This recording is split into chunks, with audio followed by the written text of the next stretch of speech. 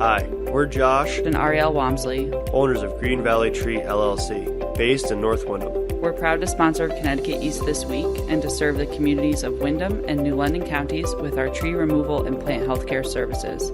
Visit our website at greenvalleytreeworks.com for a full list of our services or give us a call on 860-234-4041. We look forward to hearing from you.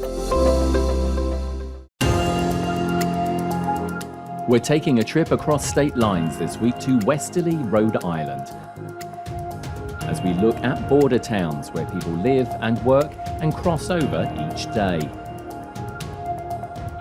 Plus, we take a look at other stories making the headlines from around the region.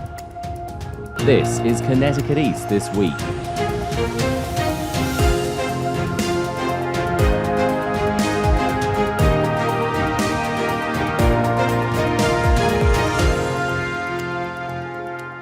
Hello, I'm Brian Scott Smith.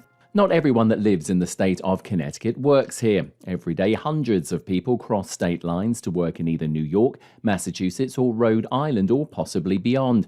Here in eastern Connecticut, we're bordered by Massachusetts and Rhode Island. So I thought it would be interesting to cross the state line and visit a border town to find out more about it. This time around, we visit Westerly in Rhode Island, and who better to give us a tour of the town than the managing editor of the local newspaper. So we're standing in Wilcox Park with Corey Fike, managing editor of the Westerly Sun. We've pulled you out of your office. I know you like, just like me, to get out and about. So Corey, beautiful park here. We can probably hear a little bit of the mowing going on in the background, and we've got the beautiful fountain. Westerly, tell us a little bit about it, because people will have heard of it. We're doing a piece about border towns, that borders Connecticut. Give us that 60-second elevator pitch about Westerly. Well, Westerly is a wonderful town. It is the unofficial county seat of Washington County. It is a beautiful town, a town that loves the arts, a town that has a beautiful park and a revitalized downtown and a bustling chamber of commerce and lots of beaches and just about anything you would want to, have a successful time or have a good time. It's a great place to live. It's a great place to work. It's a great place to have fun. Of course, the point of all of this is, and doing this series, is there are people that live in Connecticut, vice versa, who go across the state border because they either work there. You are one of them. I am one of them. I grew up in Pawcatuck, Connecticut, a section of Stonington, and I did all, and I still do, to be honest, do most of my shopping and recreational activities in Westerly. It just offers so much. Everybody from Stonington and the other border towns around here, Westerly is a cultural and a business center. Lots of great buildings here in Westerly. Despite it just being a small little town, we're going to explore a few of them, some of the other areas of the town as well. So let's take a little walk through the park, and I think we're heading off to the library. It should be a walk in the park. So, Corey, we're walking down past the front of this beautiful library. Just in case listeners haven't visited Westerly Library, it is a beautiful yellow brick building with ornamenture all over it and a red roof. Tell us a little bit about this, because it's a gorgeous, absolutely stunning building. The library was established in the 1890s by a bequest from Stephen Wilcox, who wanted to create a Civil War monument in town, and he left money that turned into the library. And you can see the original part of it versus, the additions. There's been 2 or 3 major additions over the years just because population growth and needs and things changing. But essentially, the park was a bequest from Stephen Wilcox, and his widow, Harriet Wilcox, left some of the land and money to do the park. And it's a magnificent building. I spent my childhood doing reports using the reference materials at the Westerly Library, and they are amazing. I work with them now as the editor of the paper to write a little bit of a column each week touting the library's services. What's interesting about libraries is I think people thought that they were going to disappear when the internet came along, and the answer actually is no, they've become even more popular. 100%. I talk to the librarians sometimes, and they have to be IT troubleshooters, babysitters in some cases. They have to be social workers. It's a very different job than 30 or 40 years ago, but I'll tell you what, they take it on and they meet the challenge.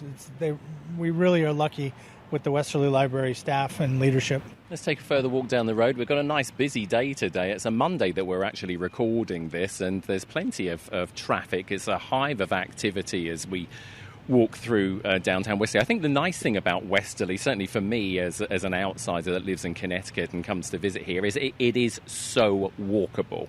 Absolutely. We are lucky to have a mostly intact downtown. There's been a few fires along the way, but this appears largely as it did 50, 60 years ago.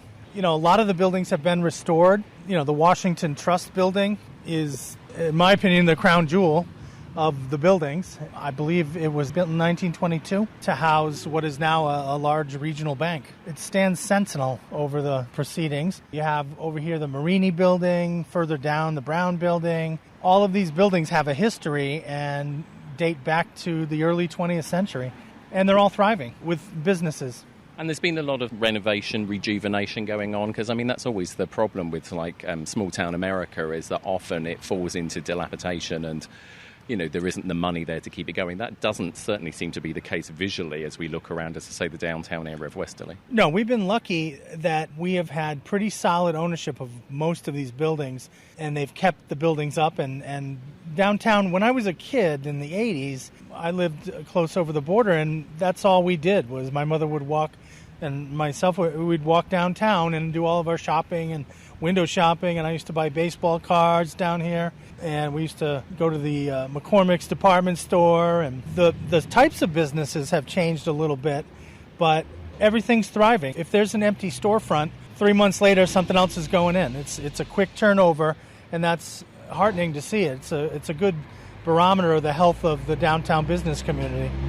The interesting thing as well is as you say, the types of stores that are along the downtown area. Lots of eateries, lots of bars. You can eat plenty of different foods and get lots of drink down here as well. Sure. When I was a kid, I don't think there was an eatery down. I can't remember an eatery down here. Maybe the lunch counter at McCrory's. In the last 15 years or so, there has been an amazing influx of a variety of restaurants, bars, and eateries. It is jam-packed down here on the weekends and really on the weekdays, to be honest with you.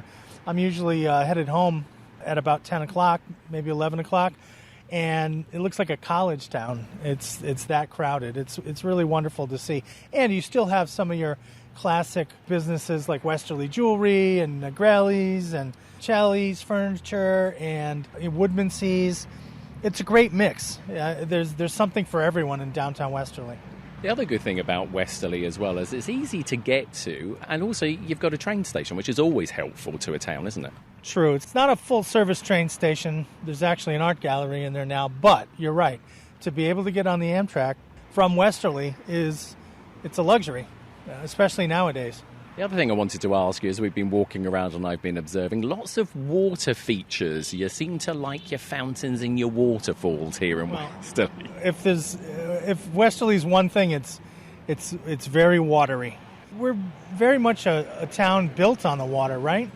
The Pawcatuck River was the lifeblood in antebellum times and pre-colonial, colonial and pre-colonial, and the river was the lifeblood and the ocean was the lifeblood, and now it's more recreational, but the river and the ocean are still central to what Westerly is. Talking a little bit about its history as well, Westerly was renowned for its pink granite. Tell us a little bit about that, because that's everywhere in the US, and people probably don't know that. Absolutely. Westerly was a leader, one of the sought-after sites for its pink granite at the end of the 19th century and beginning of the 20th century. And you'll find Westerly granite in a lot of Civil War monuments, in a lot of civic monuments, in a lot of municipal buildings along the East Coast mostly, and in Brooklyn in a lot of the brownstones. So Westerly granite was a main source of employment for the immigration wave that mostly from Italy, from the Calabria region, and some from Sicily. But a lot of the immigrants who came to Westerly in the early 20th century, late 19th century, found a job and a way to make a living through the granite industry, and they became some of the most beautiful craftsmen and artisans that we've ever had. Westerly was very well known in the granite industry. We're stood outside the United Theatre. It's always nice to see a still working theatre in any sort of like town. Tell us a little bit about United, because it's looking good. It is an amazing restoration. As a kid, I saw E.T., the extraterrestrial here. I saw Raiders of the Lost Ark here. I saw, just about any of those early 80s Spielbergian classics. Return of the Jedi. This theater held a lot of memories for me, and it was closed down for probably 30 years. And thank God for Chuck Royce and the effort he put forth to restore this. And now we're standing under the huge marquee that is like a beacon in the downtown now, and it's so fun and so amazing to have the United back. They are partnering with the Rhode Island Philharmonic. They have a music school in here. They have art gallery space. They have 3 theaters showing actual movies. It's really a multiplex, and it's one of those things that, just as somebody who grew up around here and still lives here, I'd call it a morale booster that the United is back. Corey, we're sat in the car here on a gorgeous day at Watch Hill Beach. Talk to us about it, because it is just amazing. We're talking houses that we're looking at here in the tens of millions of dollars. It's a busy old day down here, which is nice to see people walking along. Yeah, this section of town certainly has some spectacular real estate if you're in the market. It is amazing collection of beautiful, spectacular viewed houses that look out over the Atlantic Ocean. The crown jewel for locals is Napa Tree Point, which juts out towards Stonington Borough, actually. On the way here, we were having a chat before we started, obviously, recording this segment for the podcast. And, we'd previously talked about the whole pink granite, and you said sort of like the beaches are the new granite of Westerly. Yeah, I think so. And that's what people know Westerly for, is Mesquamaket and Watch Hill and summertime fun. Certainly in Watch Hill, the harbor is kind of a pageant for the coolest boats you've ever seen this side of Saint-Tropez. I can see some very expensive looking super yachts actually not far from where we're sat. Yeah, it's a boater's paradise here. And then, as I said, Napa Tree Point is just about beautiful, a spit of beach as there is on the eastern seaboard. And it's drawn celebrities as well. Westerly's well known for, celebrities coming here as well, and certainly Watch Hill. Sure. There's always whispers when famous people are in town. I think the Clintons were here recently, and there was a wedding recently of former New York Yankees player Willie Randolph's daughter got married here, and I think one of Bill Belichick, New England Patriot coach, one of his daughters got married here. And of course, the crown jewel of them all, Taylor Swift, who lives up on the hill and had a famous few 4th of July celebrations at the White House on the Hill. Well, we're going to take a further drive because we're going to make our way to another top location here in Watch Hill called Ocean House, and we're going to let you tell us all about it when we get there. Sure thing. We're parked outside of Ocean House. Tell us a little bit about that, because this is another iconic building here in Watch Hill. Well, the Ocean House is the crown jewel of Watch Hill, in my opinion. It is a striking edifice. It throws off, to me, Titanic vibes. Not in a bad way, not in a sinking way, but like in a grandeur way. It is a place that was pretty run down as the century turned into the 21st. And about 10, 15 years, I forget the exact year, but basically Chuck Royce again spearheaded an effort. And what they did was they rebuilt the Ocean House. They tore it down and they saved everything that could be saved. And they rebuilt it with modern materials. And it's very, very, very faithful to the original. And it stands now just like it did in late 1800s, when it was one of the top sought-after resorts on the East Coast. And now it is once again one of the top highly sought-after resorts on the East Coast. I think the prices have gone up a little bit, though. Taken a bit of a drive. We're now at I can't even pronounce it. Pronounce it for me. Mesquamaket. Thank you. Yeah, Mesquamaket is my playground when I was a kid. Used to come here, worked here a couple summers. But Mesquamaket is the more commercial beach area, with a large part of it being the state beach. There's 2 westerly town beaches that are open only to residents of Westerly, and a ton of attractions, a ton of places to eat, a ton of little beach houses, beach clubs. Misquamicut is an interesting place. It's where the Native American tribes first signed over the land that is now Westerly. So, it holds a very important historical footnote, I guess you'd call it, for the town. And also, it is, for my money, the nicest stretch of beach from probably Charlestown to the end of Napatree Point, maybe on the East Coast. It certainly is. I mean, for bearing in mind that Rhode Island is the smallest state in the nation, it seems like it's going on for miles. I mean, it's beautiful, sandy, gorgeous-looking beach. Absolutely. Westerly is just blessed. It's so lucky to have this abundance of natural beauty, and certainly I think residents should appreciate it and not take it for granted, but I'll get off my soapbox and also say that, coming along with the natural beauty is an extreme vulnerability to Mother Nature.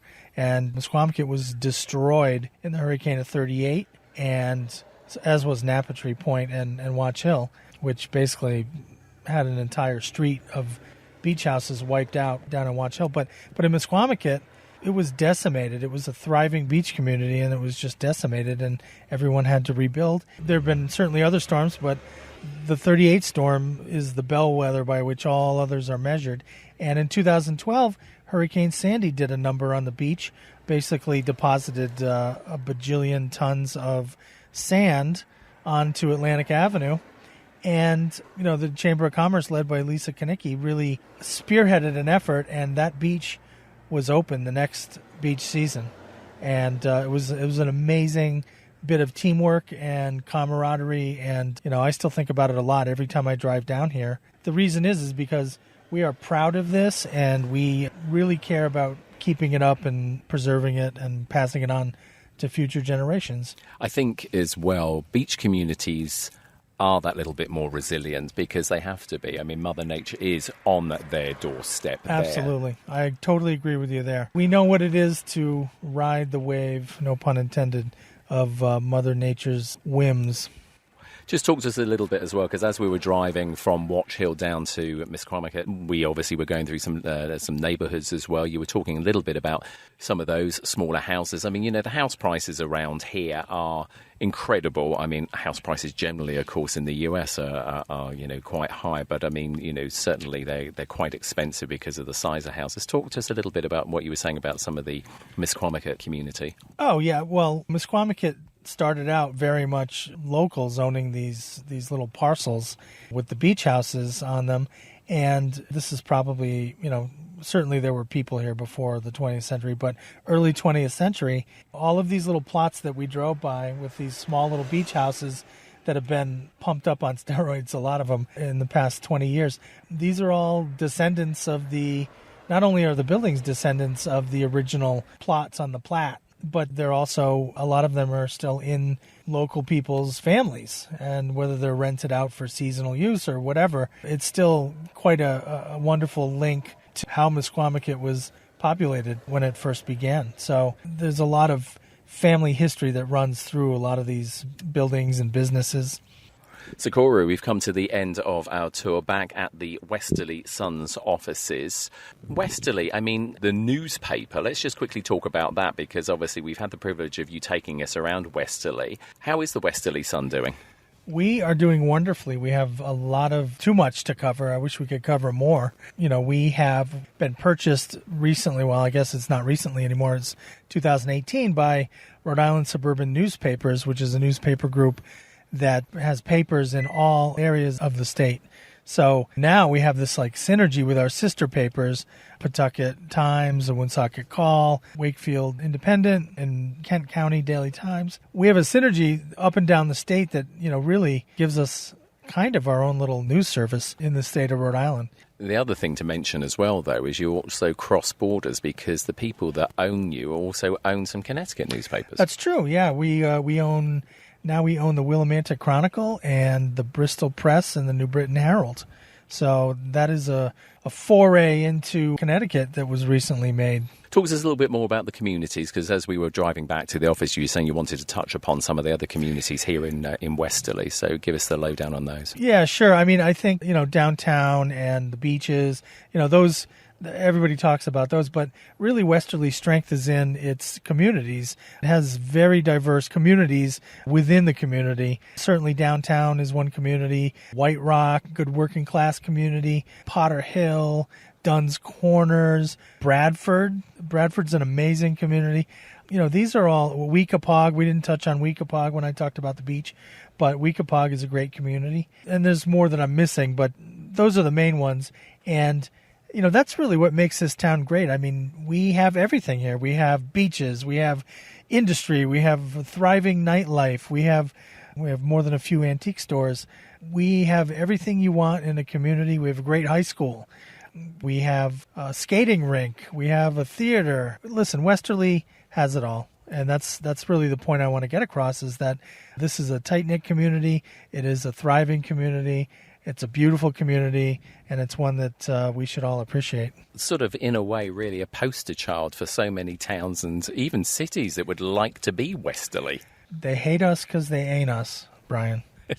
Corey, it's been an absolute pleasure. Thank you so much for taking me on a tour of Westerly. I have visited before, but it's always nice to have somebody who knows the place to actually take you around, show you, the bits that the locals know about, sort of thing. Sure. And of course, it's always a pleasure to be taken around, as I say, by the editor of the Westerly Sun newspaper as well, which is a great news outlet. And you better get back to do the newspaper, I guess. That's right. Deadline approaches. Thanks, Brian. I appreciate the opportunity. And if you want to find out more about what's happening in Westerly, then visit the local newspaper's website at thewesterlysun.com.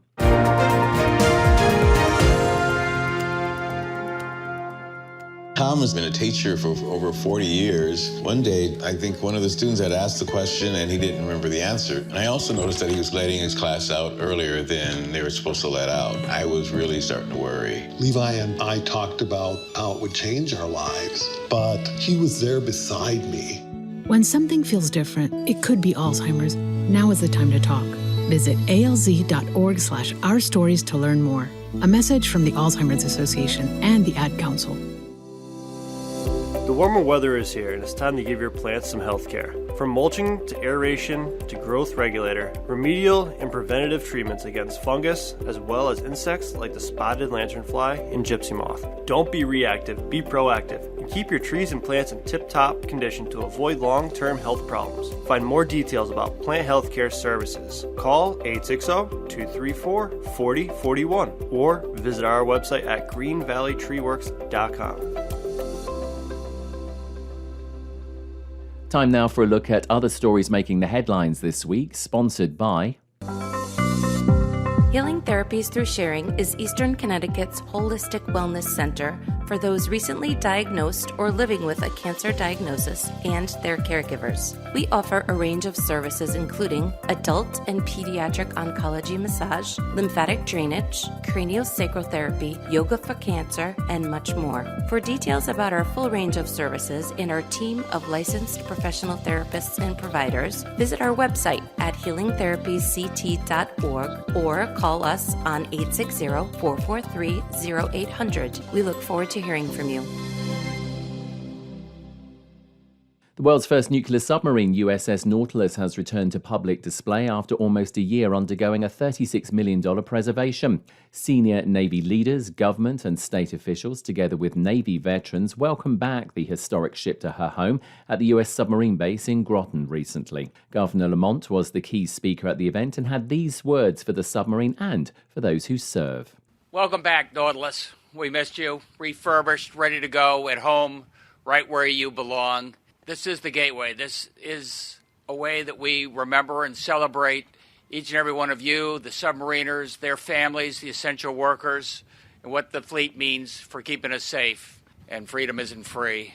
US Congressman Joe Courtney was also present at the ceremony and told how the controversial submarine was built back in 1951 against the Navy's wishes by Admiral Hyman Rickover, who became known as the father of the nuclear navy. The Nautilus was built from used parts, a diesel submarine already under construction, liquid-holding tanks from a bankrupt New Jersey dairy, emergency diesel engine salvaged from a minesweeper that had been spent the last few years sunk on the bottom of a river, and a refurbished engine room appropriated from a pre-World War II destroyer. He was thus able to build the world's first nuclear-powered submarine for less than $70 million.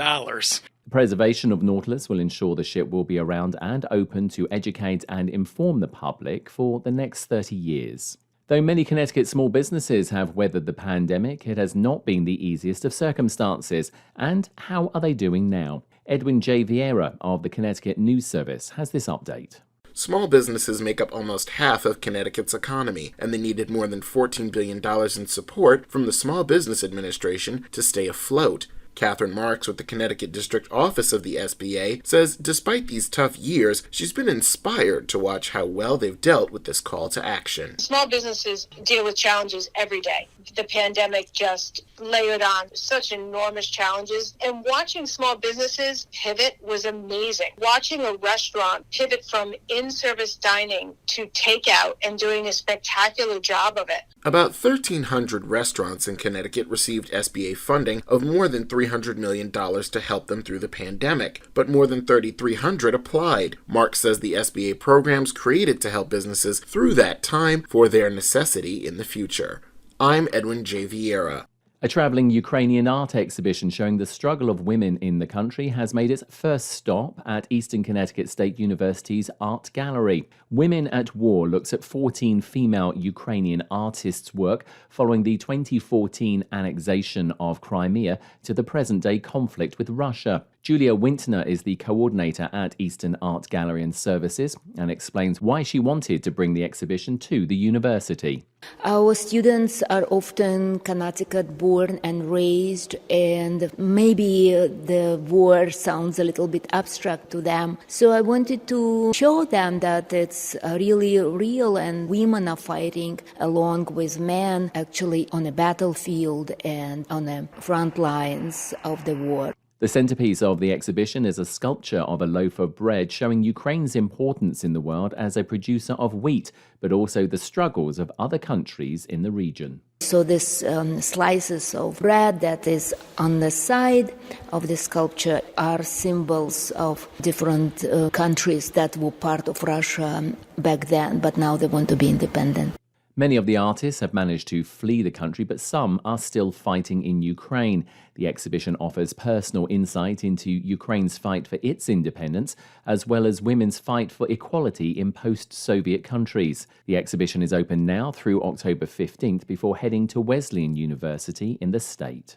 And the Lyman Allen Arts Museum based in New London has received an early birthday present in the form of a $500,000 donation. This year marks the 90th anniversary of the museum, and museum director Sam Quigley says the money is going towards helping to transform the museum grounds into something special. This is the largest gift that this museum has received since 1939, and it enables all sorts of forward thinking for us. We have embarked upon a development of a master plan for the redevelopment of our 12 acres of green space into an urban park, and this gift makes it possible for us to think expansively. Ellen Anderson is the Museum Director of Development and says the money will help bring to life the museum founder's original vision. We feel that with this wonderful gift from the Laboratory Sharp Family Foundation, we are carrying out Harriet Allen's legacy. She was the person who said, I would like to have my estate create a park and a museum for the people of New London. We're bringing that park into reality today. The museum was established as a gift from Harriet Allen, a lifelong New London resident, in memory of her seafaring father, and houses over 17,000 objects from ancient times to the present.